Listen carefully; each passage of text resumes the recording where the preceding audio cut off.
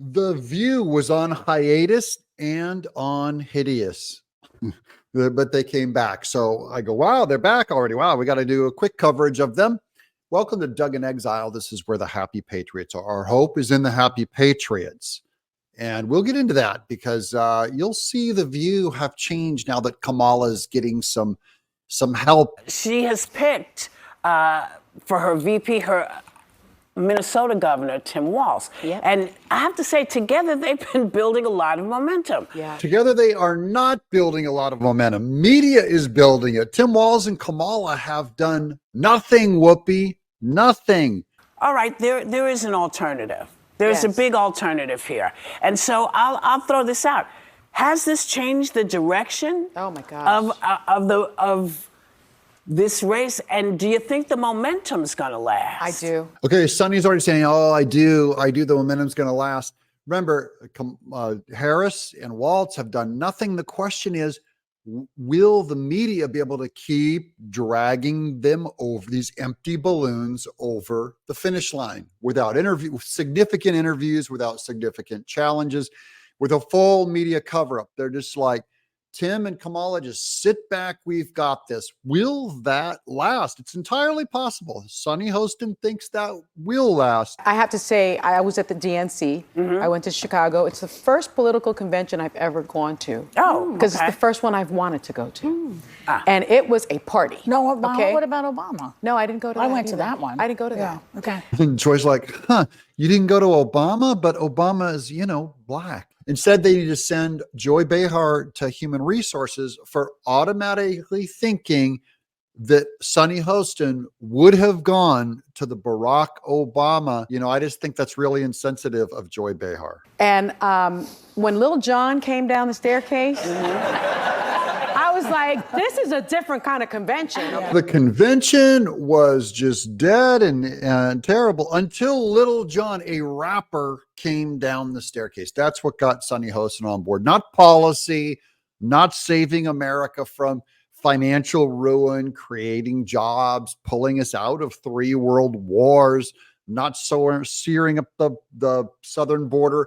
But when a rapper, Little John, came down, she goes, oh, this is finally something different. I'm into it now. And what I also felt like, Whoopi, was, when Trump was president, we heard his inaugural speech, which was death and despair and how horrible our lives were, and only he could fix it.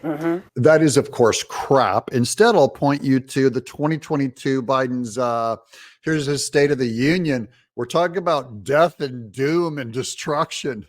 No one was more doomy than Joe Biden. Trump was sunny. Make America great. Democrats got to hide all the math on what's happening in the country. The message that I heard from Tim, well, I'm calling him Tim now, but from the governor and from the vice president was, alone we survive, but together we thrive. What a bunch of new age garbage. Alone, we may survive, but together we thrive. Was that the take-home message of the convention? I wonder why no one else has even so much as mentioned it, because that was not what the convention was about. Alone we survive, but together we thrive. Are you kidding me? They're trying to go for unity, but, well, this is The View doing their imitation of Oprah. She said something else. She said the measure of the strength of a leader is based on not who you beat down. Instead, what we know is the true measure of the strength of a leader is based on who you lift up. Not who you beat down, but who you lift up. What? Because you didn't beat down Trump for the entire convention? Donald Trump. Donald Trump. Donald Trump. Donald Trump. Donald Trump. Donald Trump. Donald Trump. The measure of a strength of a leader is not in who you beat down. Literally, their entire campaign is about Donald Trump. Donald Trump. Donald Trump. Donald Trump. Donald Trump. Donald Trump. Trump. Trump. Who in the hell does he think he is? Who does he think he is? And they did not in any way, they cannot lift up an actual principle of Kamala Harris that she stands for. By their own standards, this is just new age, made up, postmodern philosophy. Democrats hate. They hate. Just tell them like you don't support environmental policy. They go, we hate you. You're trying to destroy the planet. Put 2 masks on in your car. You have to do it. Or they get furious. They get in your face. They pass laws. They want you imprisoned. It was joyful. It was joyful. And people always seem to think that Republicans have, the corner on patriotism and the flag. Yeah. I was waving my flag. People were waving their flags. It was unbelievably patriotic. Palestinians were burning flags. And Democrats, they wave flags when they're winning or feel like they're going to win. And as soon as they lose, they hate America if America picks Trump. I feel hopeful again. I'm not hopeful that people will learn the truth, because all of the media people are being conditioned just to lie and be rewarded for it. I closed my eyes at one point and I was like, this could be Mitt Romney speaking. That's not a compliment if it could have been Mitt Romney. I went to an event with Tim Walz out in Long Island this summer. Big shocker, ABC. There's a celebrity right there already in bed with Tim Walz. How close are all these media outlets to the Democrat Party apparatchiks? They all get their talking points and they all obey. There's not one member of The View that's going like, oh yeah, I was just out to dinner with JD Vance just casually. Never. And he was the kind of guy, this is the way I can express it. If you were lost, you would ask him for directions. Really? Because he seems safe and he seems sane. JD Vance, you ask him for directions, he'd probably put you in traffic. Yes. So that's a stupid thing to say, even for Joy Behar. The idea that Tim Walz would give you directions, he's a liar, so he'd give you the wrong directions, and he's a known liar, proven liar, and JD Vance is not a proven liar. Walz is the kind of guy where he might give you directions, but he'd have already put ether over your mouth and tied you up and put you in his ice cream truck to carve up later and be made into human ice cream. That's Tim Walz. I'm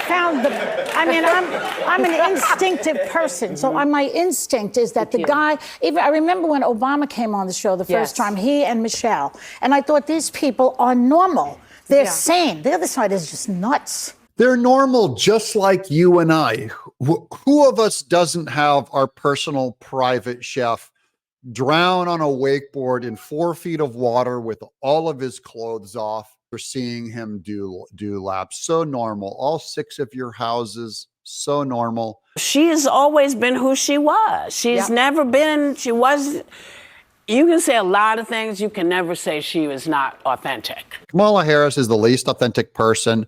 The idea that she's always been who she was, when they've just blatantly showed her take 2 sides of the same position. That's the law of non-contradiction. A cannot be both A and not A at the same time and in the same way. And Kamala Harris is both pro-taxes and against taxes, or pro-tips and against tips. Stealing from Trump, not stealing from. Fracking, not fracking. The trans issue, not the trans issue. Both sides of the issue. They both succeeded at the border, but they have to do something and they have to build a wall. Bidenomics worked, but the price of meat is higher. Both sides of an issue all day, all the time, because they think you're stupid. I'm Doug in Exile. These people are sick.